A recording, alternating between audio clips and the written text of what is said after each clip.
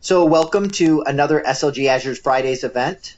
My name is Mike Hacker, and I just wanted to run through a couple quick things before I turn it over to Jeffrey Vasquez, who's going to be doing the Disaster Recovery as a Service presentation for us today. I want to make you aware of some other upcoming events that we've got. On October 20th, we have No Way Am I Putting My Data into the Cloud, and actually the title's a little bit longer than that. I kind of cut it off. But basically the idea is talking about concerns and maybe questions or issues that you might have about putting data in the cloud and using cloud services. So Eddie Hendricks from our SLG Azure team is going to be speaking on that event. And then on October 27th, we have kind of a special treat. We have Will Wang from the Las Vegas Valley Water District is going to be talking about their continuous integration and continuous deployment journey using Azure. And then kind of looking a little bit further into next month, on November 3rd, we're going to have an app dev topic. We're still kind of working that out. I've got a speaker. I just got to get a topic. On November 10th, we're going to have a presentation on what is my cost to move to the cloud. So basically a presentation, a discussion, and example of tools that can be used to help you identify your on-premises costs versus cloud costs and kind of give you that ability to figure out what would your ROI and TCO look like when moving to cloud-based hosting and cloud-based services. And then on November 17th, we're going to have a data and analytics topic. We're still waiting to finalize that. So that's kind of what we're looking at over the next month. And then, of course, at the end of November, due to the holidays, we're not going to have what we call an SLG Azure's community event. We'll pick that up in December. All events start at 1:30 Eastern Time and register at the website that you registered for this event, so slgevents.azurewebsites.net. And all of these recordings are available on demand at aka.ms/SLG Azure Friday. So it'll take you over to the Microsoft and Government YouTube channel and drop you into the SLG Azure Fridays playlist. So with that, I will go ahead and turn this over to Jeffrey. Hey, thanks a lot, Mike. Hello, everyone. I'm going to go ahead and share my screen here. So give me 1 second. Okay. And Mike, once that paints, can you let me know? I will do that. Looks like it's starting to load for everybody, and it just popped up on my screen, and it looks like it's on most everybody else's screen too. Awesome. Okay. Well, thank you everyone for joining and giving us some of your time today. My name is Jeffrey Vasquez. I'm an Azure specialist for state and local government here at Microsoft. And today we're going to cover Azure Disaster Recovery as a Service, or DRaaS for short. So another fancy acronym by Microsoft that y'all learned today. I have a couple slides which I'm going to go over. I'll try and keep that short so we can hop straight into the demo. But the slides will kind of help give you a foundational knowledge of the product we'll be focusing on today.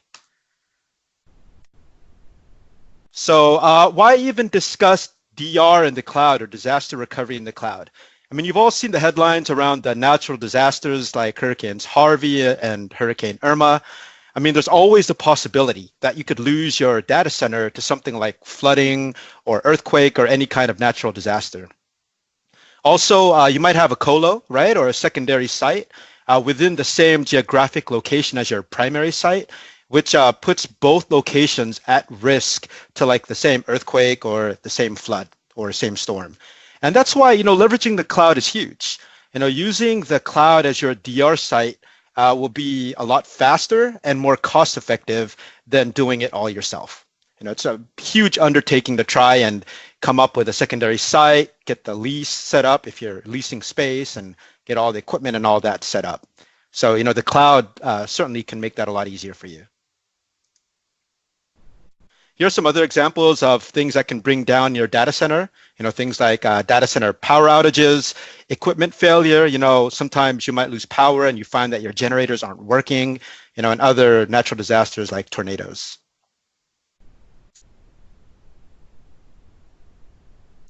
Okay, so, the cloud really is what makes digital transformation possible.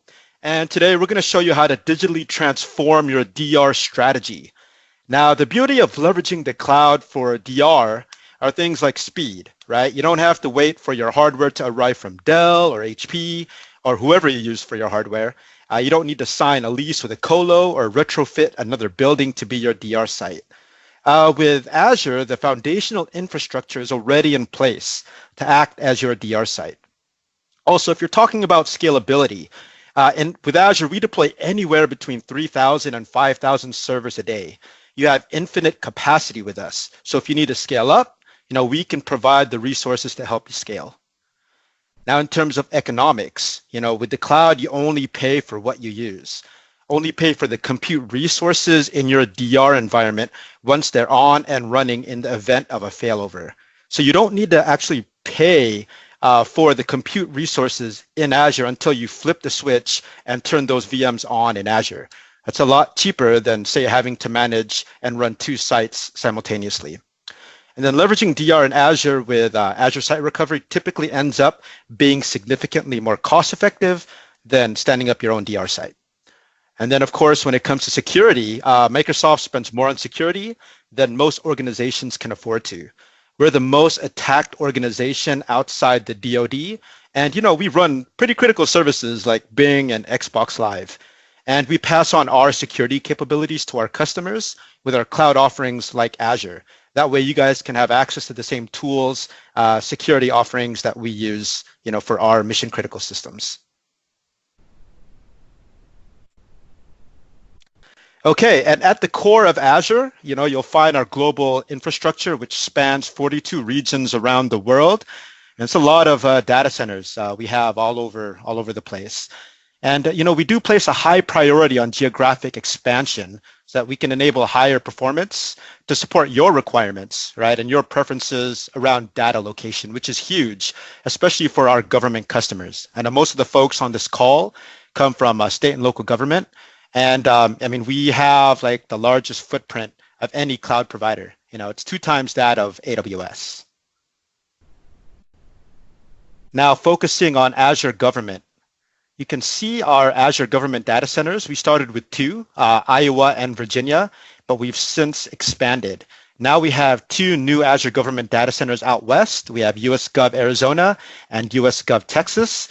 These data centers, these regions, are completely isolated from Azure Commercial and have really strong regulatory compliance standards around things like CGIS, IRS 1075, FedRAMP High, and much more. This is just like another area, where our cloud shines against our competitors. And then just to kind of give you guys or paint a picture in your head about what our data centers look like, this is a picture of our Virginia data center. This is an Azure Government data center. You can see on the bottom right, that is a semi-truck. It's an 18-wheeler. It shows the scale of how big our data center regions are.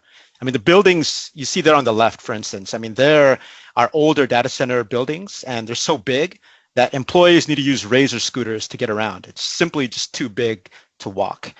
And we can't expand as fast as we need to with these buildings. So if you see on the right, those are our server pods, which are better for deployment and scaling. In the event of a failure, we can just load them on the back of a truck and replace them quickly. Also, when it comes to like our server technology we use within our data centers, we design our own open air server technology. We use machine learning to maintain efficiency within our data centers. And because we don't use, we use outside air cooling, we don't use chillers within our data centers. So we're really low when it comes to energy consumption, and we're 100% carbon neutral. And then again, since this is a government data center, we have strict fingerprint screening for all our staff there, really strong perimeter, and all your data stays within the continental US. Another quick picture to show you the expansion site. So if you look at the top of that picture, that was the original data center picture we saw one slide ago. And this is a 250-acre expansion site to grow. So you see the huge investment that Microsoft's really making when it comes to our data centers. All right, so let's hop over to DR. I know this is why you guys joined the call today. So when it comes to Azure and disaster recovery, we have what we call Azure Recovery Services, which comprises of two main components. Number one is Azure Site Recovery, or ASR for short. That's our DR tool. And then there's also Azure Backup. Now, Azure Backup is more similar to like what you use for backup solutions. Maybe you use something like Commvault or Veritas, like NetBackup. We have our own tool, and that's more for like archive, not really for recovering from mission critical systems going down. But today, we're really going to focus more on Azure Site Recovery. If you are interested in Azure Backup, let your Microsoft rep know, and we can get some folks out there to talk about backup with you.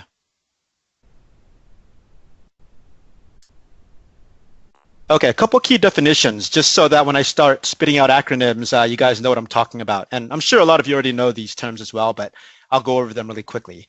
So RTO, right? When it comes to DR, RTO stands for Recovery Time Objective. Basically, this is the amount of time you can be down in the event of a disaster or a failure. So it's like how fast you can be back up after it's happened. And then when we're talking about RPO, or Recovery Point Objective, this is the amount of data loss that you can have. So for example, if you were to talk about backups and you conducted your backups like 2 hours ago, and you had a failure right now, your RPO would be 2 hours ago, right? Because that's the time of your latest backup. Now, when we talk about high availability, think about like SQL always on or clustering. That's if you have multiple nodes and you lose one node, your app can still running because the other node will pick up the slack. So that's HA, and you don't really have any downtime when it comes to that. Now, when it comes to archival, think more backup. Like say you want to recover a document from like 2 months ago, right? And it's not critical that you get it up and running within a few minutes. You can wait a couple hours or maybe a day to get that recovered. That's more of archival backup and storage. And then lastly, hybrid storage there on the bottom. Think about having like an on-prem device like a SAN or a NAS, which integrates with cloud. Maybe does some kind of tiering where it keeps frequently used data on-prem, and then infrequently used data gets sent up to the cloud, right? So that's our hybrid storage. We have a device called StoreSimple, which does that. Okay, so let's talk about ASR. So a couple of bullet points just so that you know what the tool actually does before you see it in action. So basically what it does is it takes like your on-prem application or your servers, it replicates them up to Azure so that if you flip the switch and say fail over, you can run those servers in Azure even if you've completely lost your data center or had an equipment failure on-prem. Now with ASR, you have near synchronous replication of both Windows or Linux. That's right, you can protect your Linux VMs as well with the same tool.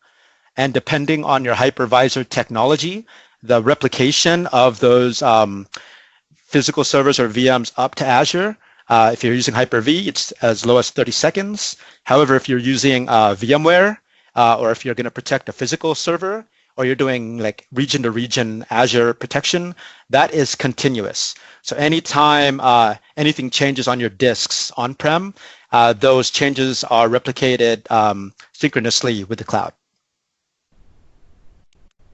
ASR is application aware. So if you have apps like SQL or Oracle that keep data in memory, that can be captured as well with Azure Site Recovery. So that's huge, right? One thing to be aware of though, because there's a lot of data in memory, it will fill up your storage rather quickly or use a lot of storage, which is an additional cost. So that's something to consider when putting those kind of applications in Azure Site Recovery. You can do test failovers and plan failovers, so you can actually test your failover without impacting your production environment. That's pretty important as well. If you maintain your own DR site, you really have to do a lot of planning. You might have to take down a couple of systems in your production environment, to test your failover or your DR strategy. With ASR, you can do it without impacting like your on-prem production environment. If you have multi-tiered applications, you can create recovery plans, which allow you to specify the boot order. So if you need to boot like SQL servers first, and then your app servers, and then like a web front end last, you can specify that with recovery plans, as well as script things like the creation of like load balancers in the cloud. And then lastly, if you are able to like fix your on-prem environment and you want to fail back from Azure back to on-prem, you can do that. However, you can only fail back to a virtual environment. So you can only fail back to VMware or Hyper-V. You cannot fail back to physical. So if you are protecting a physical server, you'd have to go from physical to Azure. And then if you fail back, you have to fail back to either VMware or Hyper-V. I have a couple of diagrams here to kind of show you the workflow. I'm going to skip the Hyper-V. Most folks have VMware, so I'm going to jump over to VMware. And it's the same kind of architecture when it comes to protecting physical servers. So let me grab a pen here. Okay, so here you can see the diagram of a typical environment using ASR. So right here is your on-prem data center. And let's say you want to protect like this web server here, okay? And this is what we'll be doing for a demo today. So you have your on-premises physical web server. In the event of a disaster, say this goes down, what's going to happen is, your server is going to fail over to Azure. And because the hard drive or the disks for your protected environment are being updated frequently, so actually, let me back up here. So for this physical server, what's happening is you're going to have an on-premises configuration server here for ASR. Okay, think of this as like an orchestration server that will take your physical server's hard drive, create a VHD, and store that VHD up to Azure. So, and anytime anything changes on this server, the orchestration server here will replicate those changes up to the VHD in Azure. And then once you lose this server, the VHD is already up in the cloud.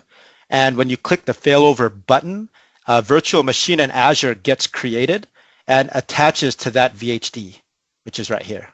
That usually takes about 10 minutes for a VM to spin up. Once that virtual machine is spun up and the VHD is attached, it goes live, and you continue working off that server just like it was in the same state when it was running on-prem. So that's the typical kind of workflow in terms of a failover. It'll make a lot more sense when you actually see it in action here in a minute. And then also if like your on-prem clients need like an internal connection to like maybe your web server, your app server, which is now running in Azure, after a failover, you can set up like a site-to-site VPN, to maintain those internal communications.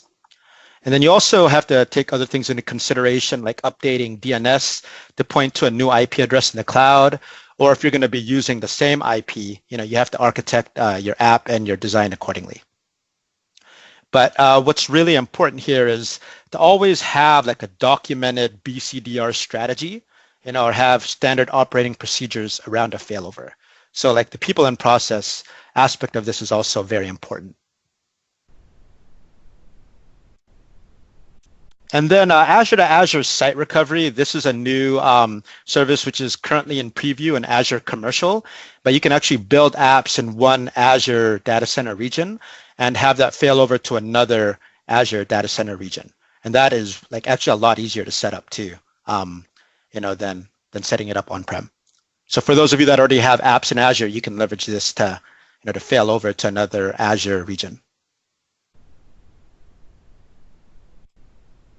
Okay, so enough PowerPoint slides. Let's go ahead and jump to the demo. Let me go ahead and change my screen here. All right. Hey, Mike, can you confirm if my Azure portal is showing on the screen? It is. Yep. Okay, awesome.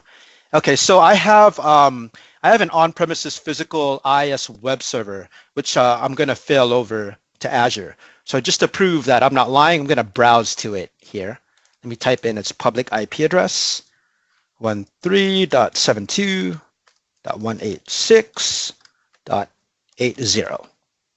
Let's hope the demo gods are nice to me today and this all works out. All right, there it is. So this is my physical on-prem IIS web server here. You can see its hostname iaweb01. We can browse to it. Let me go ahead and take that down. So we're going to mimic like a failure here. Take that offline.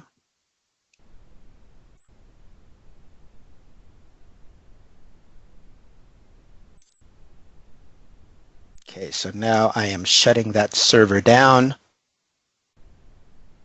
And while that is shutting down, I'm going to go ahead and clear my internet cache so we can try and browse to it again.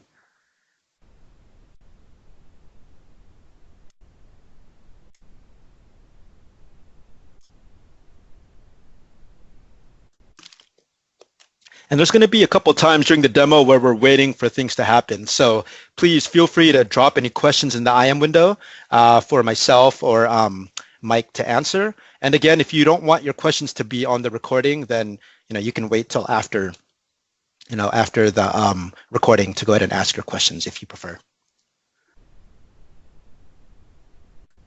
All right, looks like that server is starting to go down. I want to make sure it's fully shut down before I try this.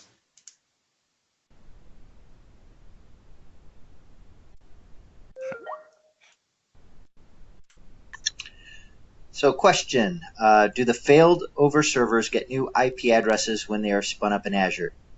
The answer is by default, the answer would be yes. Yes.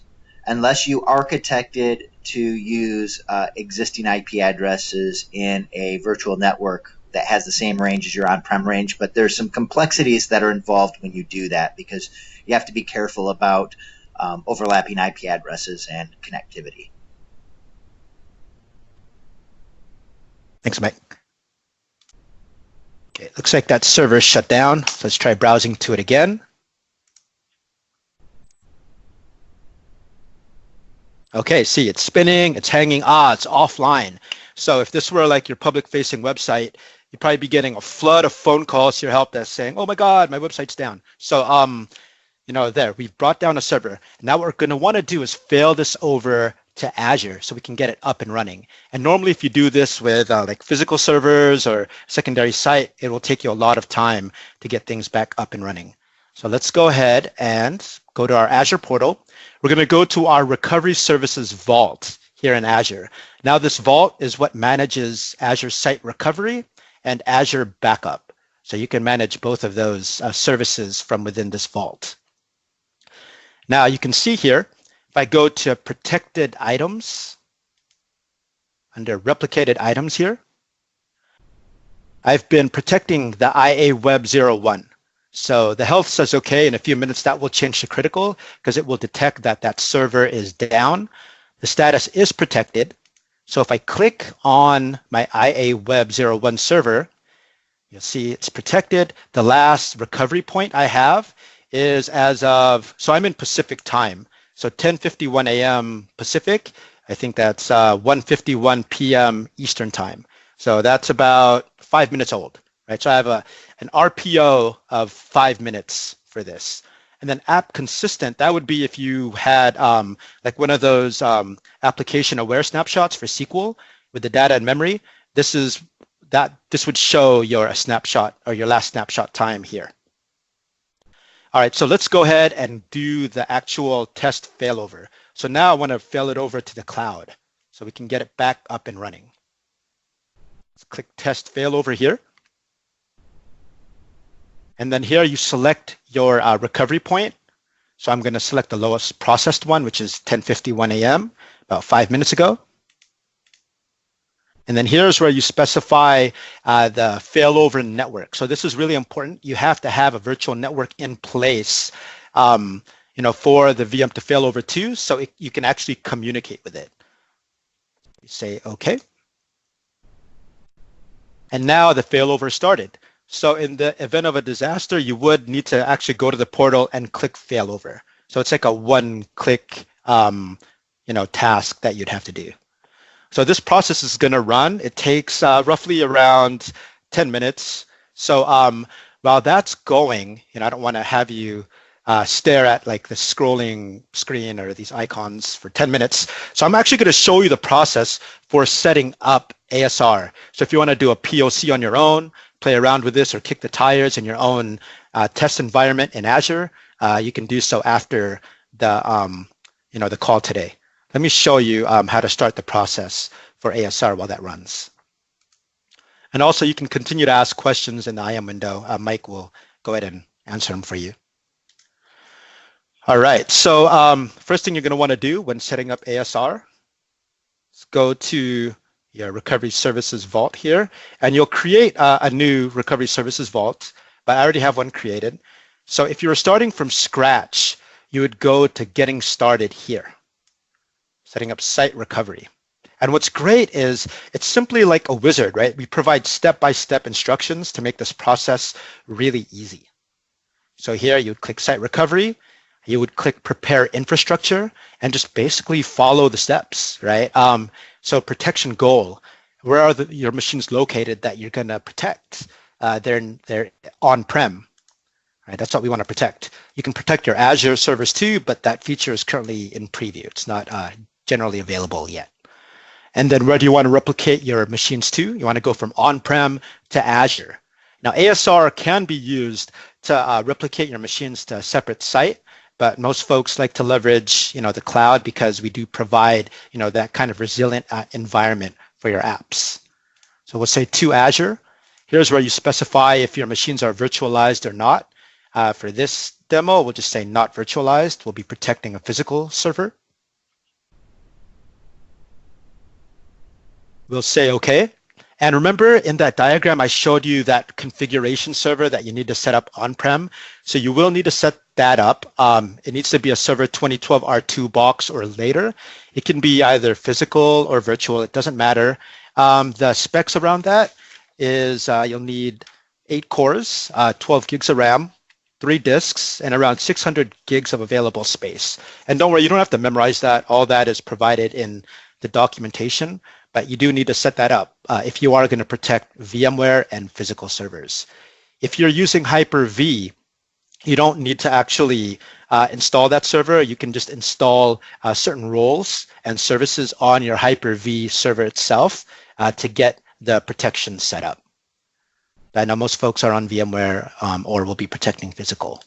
So if you're starting like from ground zero here and you wanted to set up a configuration server, just click that plus button, go to this configuration server screen and just follow these steps. Have your 2012 R2 box on-prem running, configure proxies so that this server can communicate with Azure.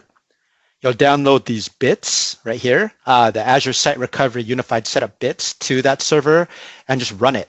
Run it, do like the next, finish type of setup. Right here, you'll download the Vault registration key. So this is the way that your on-prem config server will communicate with your Recovery Services Vault. That's how they communicate with Azure. So you will need to do this step. And then everything else here are installers that were included as part of the unified setup. So you would just go through these installer tools, which will automatically run on your config server. If you are protecting VMware VMs, you'll need to make sure you have admin permissions on your vCenter or vSphere hosts or your ESXi host environment. So you will need those admin permissions. And if you're protecting physical, you'll need admin permissions on the physical servers that you're protecting. So local admin privileges is what you'll need to protect them. And then once you go through those steps, your config server will show up here. You select it, you say OK, and then here you prepare your target environment in Azure where the machine will fail over to. So you specify your subscription. In terms of deployment model, if you've never used Azure in the classic model, highly recommend go with the Resource Manager deployment model. That's the newer portal that you see here. And then you will need to set up a storage account. So that's where your VHDs for Azure Site Recovery will be stored. Right here, if you don't have one already made, you can do the plus storage account here. And then you also need to set up your virtual network in Azure or your virtual private cloud where the VM, after it fails over, where it will reside so you can communicate with it. Then you'll say OK. And then here's where you'll specify your replication policy. Let me show you what that looks like. This is where you determine your RPO. So here, your RPO threshold in minutes. That's how much data loss you can have. So you can make that as low as 1 if you want to. That way, you'll have snapshots every minute, right? And I know people get concerned about the space of doing that every minute, but it's really the deltas that are captured. So it does use its own kind of dedupe technology to optimize the storage. And then recovery point retention. So again, this is a DR tool, right, for critical apps. This isn't like a tool you use to restore like a Word file from like 2 weeks ago, right? So the latest recovery point you can have is as of 72 hours. So you can only store snapshots as old as 72 hours old, so 3 days. Anything more than that, you're going to want to use some kind of backup tool because you're going to want like the latest version of your app to recover from. So here I have this set to, we'll keep snapshots every day, right? And we'll just make the RPO every 15 minutes here to save on space. And then here's where you specify your app consistent snapshot for like SQL or Oracle. And here, you do want to make this a little longer if you can, just because if you do it like every minute, that data in memory is going to make your snapshots huge and it will use a lot of storage. That's why here we specify the frequency of the snapshot to every 60 minutes. But again, that can be changed based on your business requirements. So I already have a policy created, so I'm just going to X out of that. And we'll say OK. And then here, this asks you if you've done deployment planning. For folks on VMware, we have a tool called ASR Deployment Planner, which you can run on your environment, and it'll help you estimate the bandwidth you need on your network, as well as storage requirements. So that's definitely a tool worth looking into if you plan to deploy this across your entire environment. However, if you do plan to just kind of do a proof of concept or kind of just test it out, you could probably grab like some dev test server that you have and play around with this and see if that works. And again, you can do a test failover like we're doing now, which does not impact your production environment. And then once that's done, you'll have your environment set up and ready for ASR. And what you would do next is you would go, so after you've done the getting started, you'd go down to protected items. And you'd go to replicated items here. And then here is where you can add individual servers to be protected. So you click source, so your source is on-prem.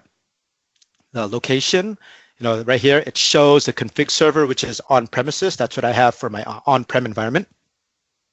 Machine types, are you protecting physical or virtual? Here I specify physical.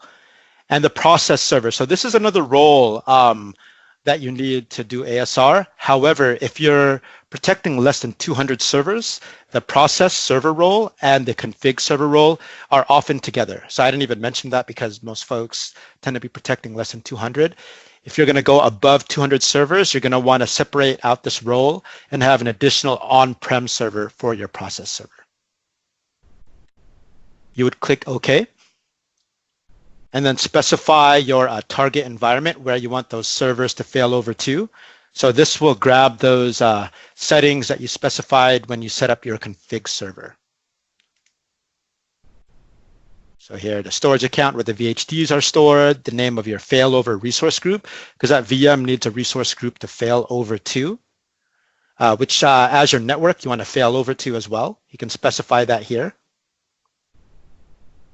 And which subnet on that VNet or virtual network that you want to fail over to. Then you would say OK. And then here, you would add your physical machines. You would enter the name of the server, the IP address, and the OS, whether it's Windows or Linux, and it'll conduct a search, and it'll pop up on the list, and you just simply add it. Now, I've already added my physical servers here, so I can't go through this process. But as you can see, it's really straightforward to set up. And then once you've gone through these steps, Then that server will be protected. The initial replication will start. That will probably take, depending on the size of your server, maybe a couple hours for the initial replication. And from that point on, it's grabbing the deltas from your on-prem server, like the disk on that on-prem server, and converting it to VHD to send up to Azure. Now for VMware, what it does is it takes your VMDK file and converts that to a VHD. The config server on-prem does that for you and then sends it up to Azure to be stored in your recovery services vault. And that's it. Then you'd have that server protected. So right now that test failover is still running. Let's see how long it's been running now. Okay, we started at 10:57, so it's been about 11 minutes. So that's gonna run here for maybe another minute or two. So while that's running, why don't we go ahead and open the floor up for questions. Right, you can just type in the IM window or speak up. Actually, I'll throw one out there for you. Sure.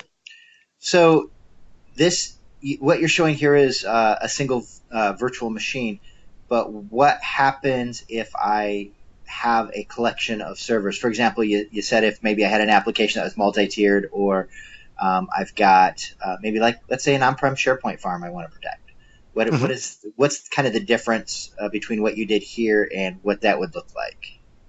Yeah, great question. So the process would be very much the same, except you would need to set up that recovery service or recovery plan. Sorry, the recovery plan for ASR. So let me show you that since I have my screen up and running here. So you'd go to your vault, and then under manage here, you go to recovery plans for a site recovery. So what you would do first is you would add all the servers from your SharePoint farm to your recovery services vault using those steps I just showed you like a minute ago. And once all those servers have been added, you'd go to recovery plan here. You'd name it something like, I don't know, make sure you have a proper naming convention, but like SharePoint farm recovery.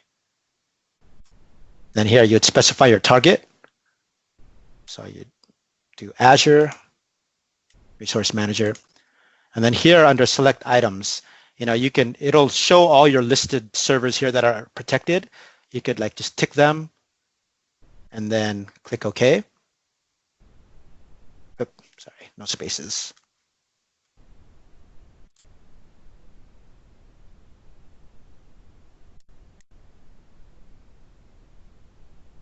And then it would start the creation of a recovery plan. But this is where you would basically script the boot order, the creation of load balancers, like anything you'd need for your farm. Customize it here. You can specify failover or groups for your machines based on role. But yeah, you can definitely do it or customize it based on the application need. But it would be here in the recovery plan where that would be set up.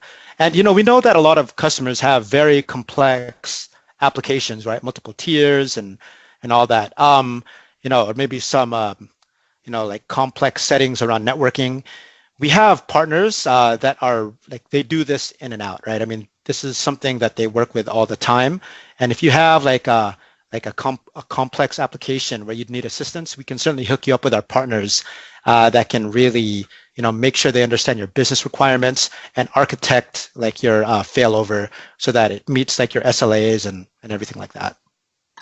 But yeah, the recovery plan is kind of where you would set that up. And it looked like the recovery plan there too, when you first were creating a new recovery plan that you could go, that's also how you would set that fail back as a group also, it looked Yes, like. Exactly. Okay. That's right. Yep.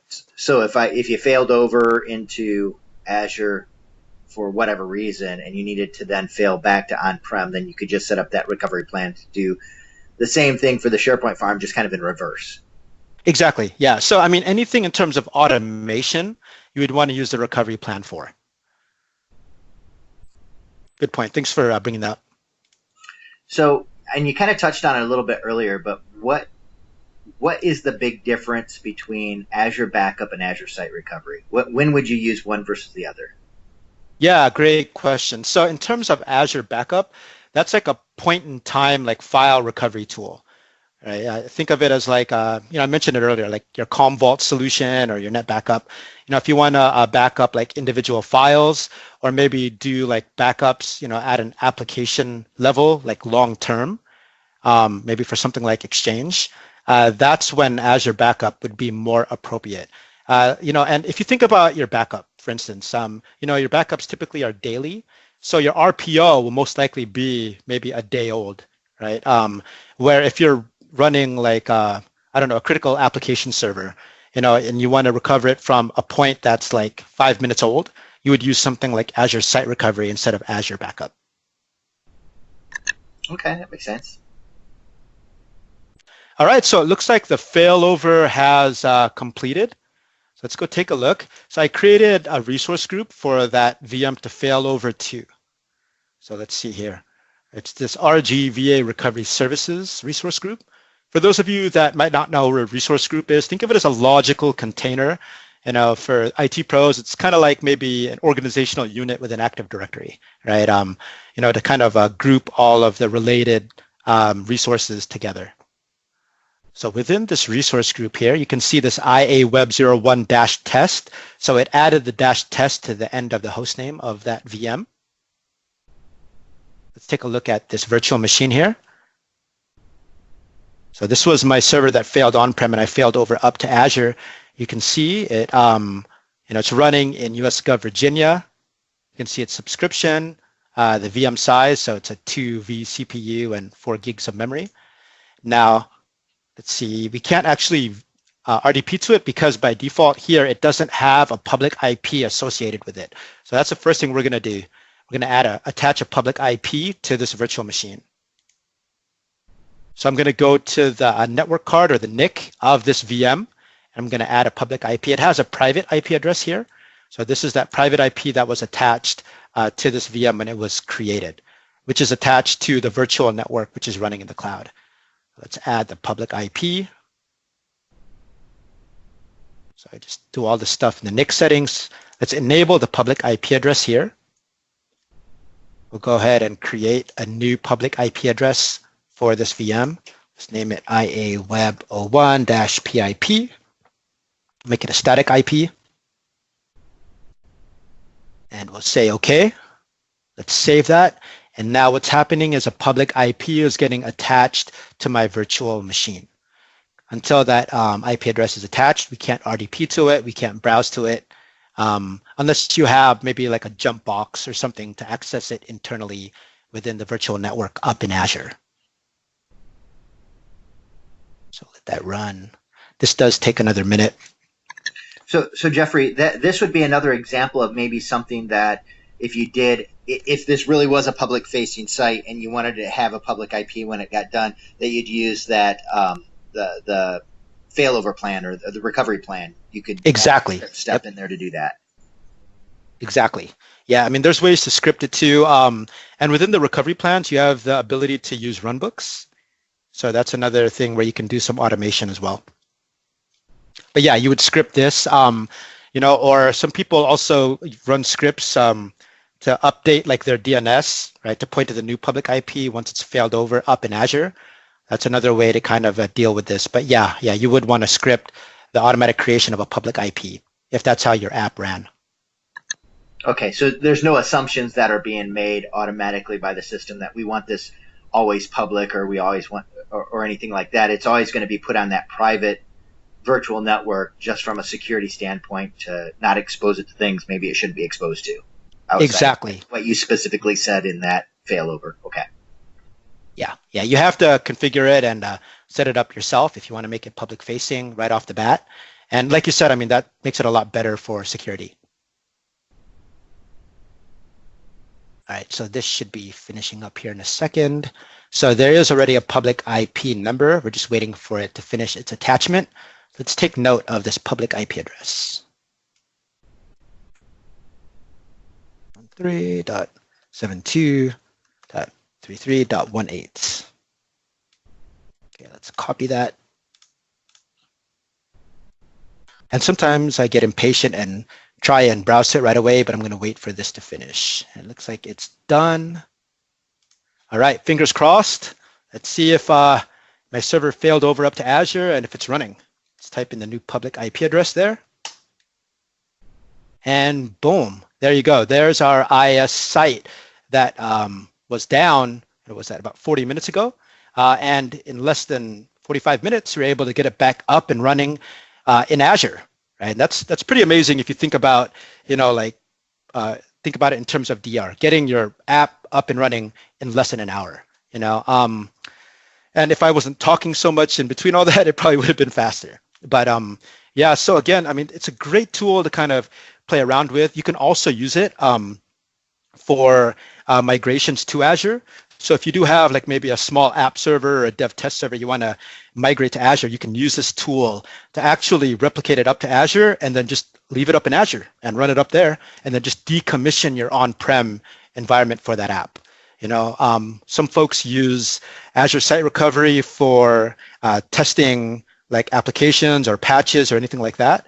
You could replicate like an on-prem server up to Azure, install like a patch or install any updates, see how the app reacts to that.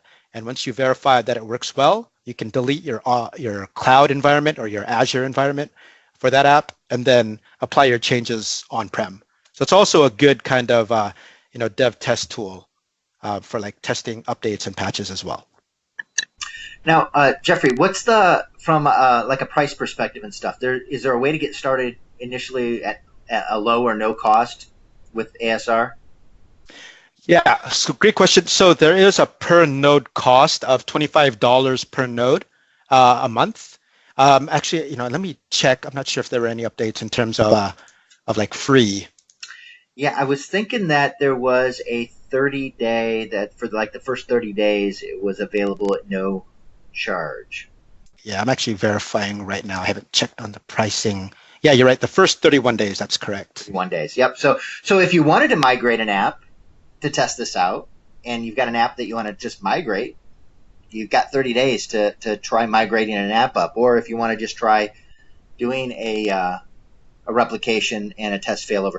Now, the one thing though that I think is important to be clear about is that the free part of it, the 31 days free, is for the Azure Site Recovery service itself and not for the additional Azure resources that you'd be consuming. So if you're spinning up virtual machines as a result of doing a failover, during the time that those machines are up, you would incur the cost of those machines, which if you're just doing a short-term test would be very minimal anyway, but it's just something to be aware of.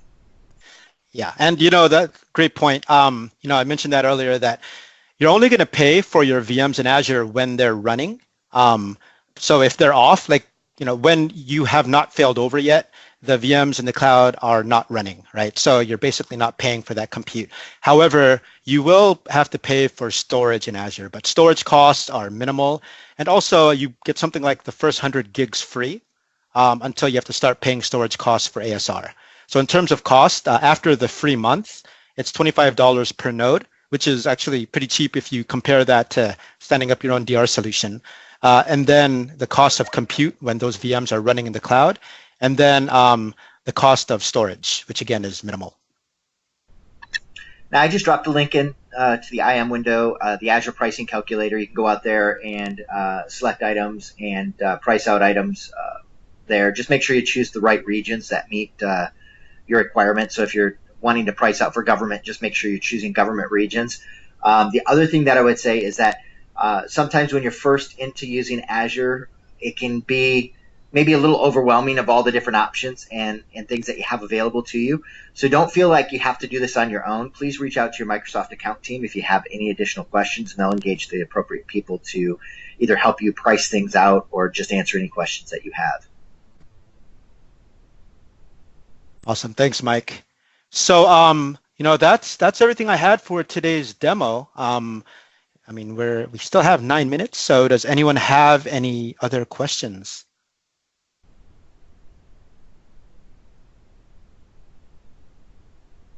Okay, so, sorry, go ahead. Nope, it looks good. So if no one has any other questions, we'll go ahead and conclude this SLG Azure Fridays event. I want to thank everybody for attending. Once again, please remember that we do have upcoming events every Friday at 1:30 Eastern Time. Always go out to slgazureevents.com excuse me, slgevents.azurewebsites.net. I'll get that right URL.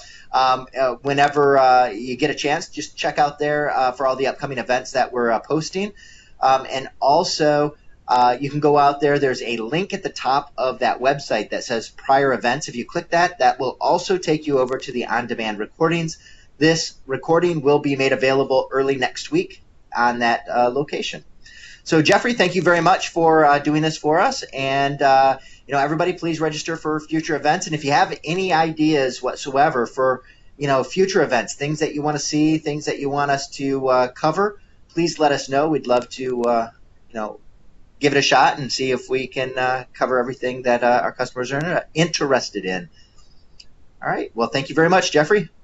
Yeah, thanks everyone. Take care. Thanks, Mike. Bye.